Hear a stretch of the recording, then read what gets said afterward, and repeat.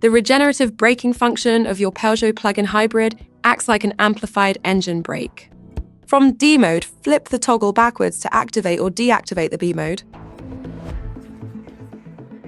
When you release the accelerator, the electric motor no longer drives the wheels, and the vehicle decelerates markedly. The mechanical energy on accelerator release is regenerated to partially recharge your Peugeot's traction battery. On electric versions, in addition to traditional pedal braking, 3 braking modes are available. Each offers a different level of regeneration to allow for varying degrees of battery regeneration.